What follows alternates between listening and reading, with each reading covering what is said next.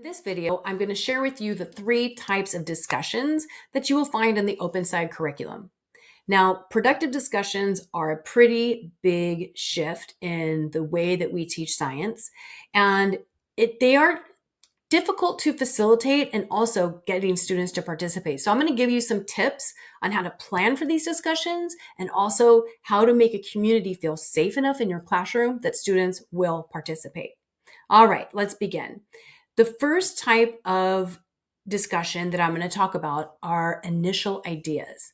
Now, this happens generally at the start of a unit and maybe when a new topic is introduced, maybe at a new lesson set. These are initial ideas that students have about the phenomena. So they share what they think is happening or why they think it's happening. These are generally the easiest to facilitate because students are just sharing ideas. The difficult part about initial ideas discussions is that students may not feel safe enough to share ideas if they think they're wrong. But we'll talk about that in a moment. A building understandings discussion, it really happens after an investigation. They might have done a reading. They might have collected evidence in an investigation or an online simulation. And we take that evidence and we talk about it. And we really use the evidence to develop the science ideas. Now, you might do multiple building understandings discussions before you move to a consensus discussion. Now, a consensus discussion is where we put all those ideas in a model with a list of ideas, and we figure out what we agree on and what we are still uncertain about or disagree on. And this helps us either motivate the need to continue with our investigations, or we figure out we can explain our phenomenon and we are done. Now, this is a very important process to help students grapple with, refine, and explain their thinking around the science ideas. And you will see that they happen at different times in the storyline. Initial ideas discussions always happen at the beginning in lesson 1. We then have a few investigations that take place, and we'll have some building understandings discussions. And we take all that, and together it helps us with our first consensus discussion, where we figure out what we agree on, and we can say, yes, we know this is happening. But we still are uncertain about something, so we continue with our discussions and our investigations. Maybe a new lesson set has started, and so we have a new initial ideas discussion about take a little direction and try to answer some questions that are in a different category on our driving question board. And we do some investigations and we have some building understandings discussions, and then everything gets pulled together in that final consensus discussion where we then say we can now explain the anchoring phenomenon or solve the anchoring problem. Now, I spoke a little bit about having a community in your classroom that feels safe to share ideas, even when they're wrong.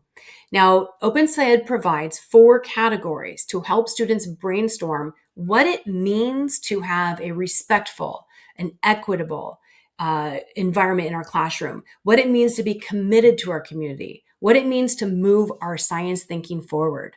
Now, I have found it is much better to have people brainstorm these ideas and then they own them. And these are the class or community agreements that we all agree on. Now, if a class is very large, this can be a lot. So I have put people into groups and I have one group brainstorm what it means to be respectful. I would say you don't want more than 4 or 5 agreements so that you can actually use them and come back to the agreements. And this is not a one and done in lesson 1. And there is teacher guidance to do this in lesson 1. But this is that you're going to come back to this whenever you need some classroom management help.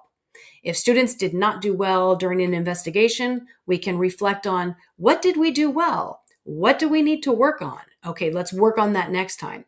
Or you can choose one agreement to work on before a discussion or before an investigation that you know the class needs to work on.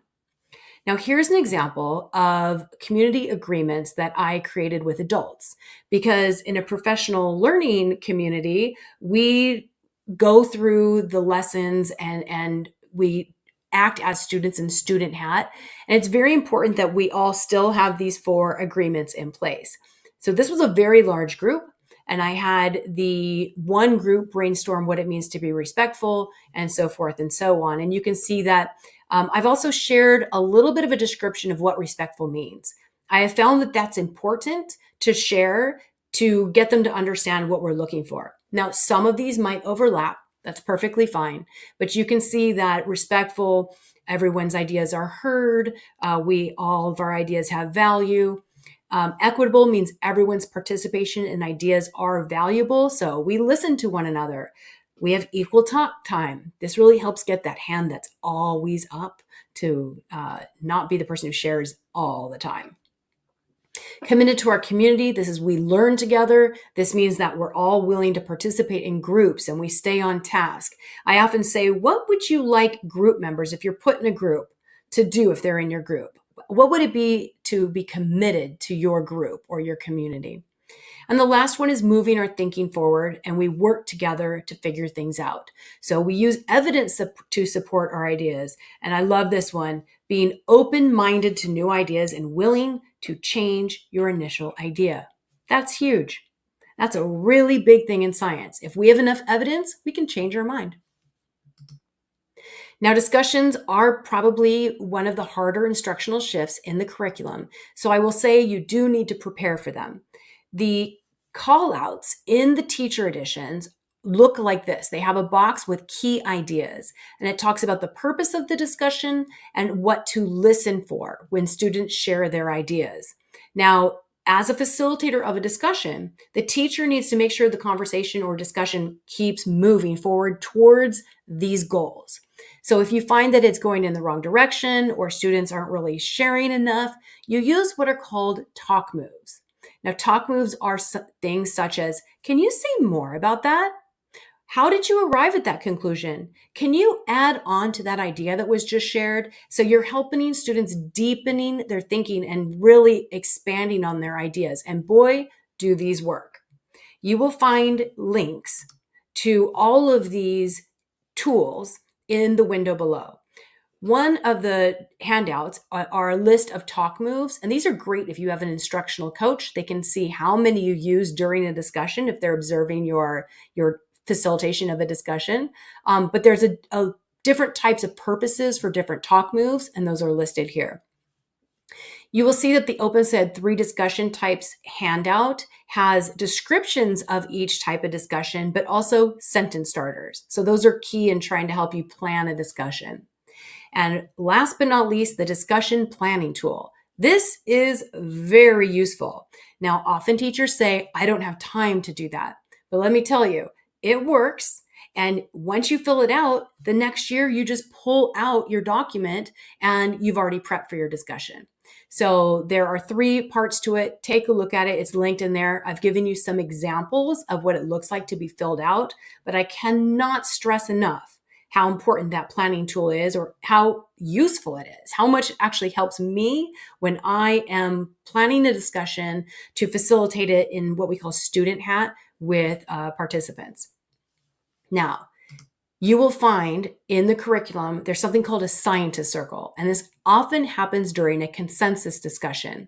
And you're supposed to get the students all together in a circle and have this discussion. And I will tell you right away, well, they're not going to hold hands, and it might not be a circle.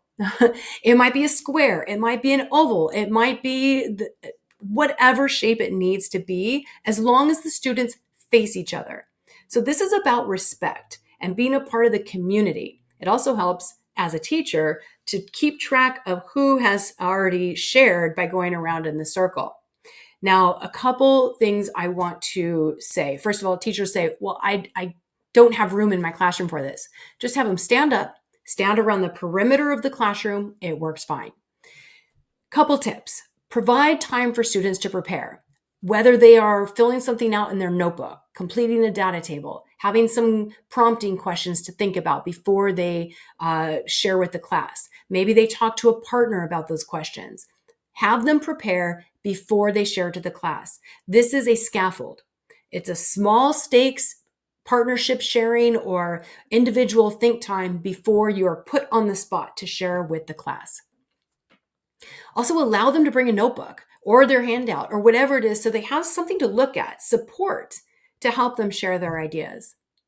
And hold students accountable for sharing either with a partner or with the class. Make sure everybody shares. If a student doesn't want to share, allow them to phone a friend, talk to a partner, get some ideas, and share what their partner said. But they need to talk or share what a partnership was thinking. Because if you allow them to get away without sharing, it's going to be hard to get them to share the next time. Now, I have found that teachers need a little scaffolding with their students, and you need to go slow to go fast. So start off in lesson one if needed, if your students are reluctant to share. Start off with a very heavily structured discussion. Put them in a scientist circle, and then go around and ask a question of every student.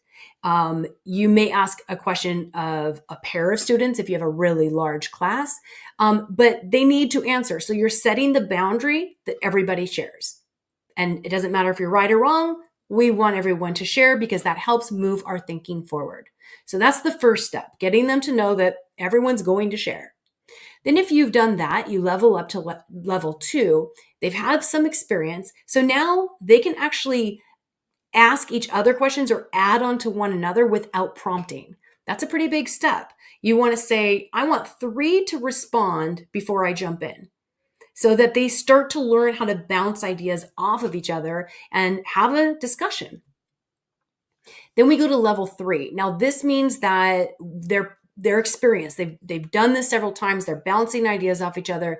Now you can track participation or ask them to use talk moves to keep the conversation going so you don't have to jump in as much. Now, I've heard really excellent results from teachers who have tracked participation and used it for some form of accountability. And the students actually, in some cases, like that. And it forces the conversation to be a little more varied and a little more lively. So I've heard people really like to track participants who have shared. And the fourth step is when you've made it to where we really want to get them, that you only jump in when you're needing to direct the conversation or prompt with some questions to get it to go where you want it to go. So the teacher jumps in only when needed, and the students actually carry the discussion on their own. And that is, you've made it if you got that far. So hopefully this helps. Know that everybody struggles with this. So planning and scaffolding and holding kids accountable and making a safe community are going to really help you get students to participate and get where you want to go.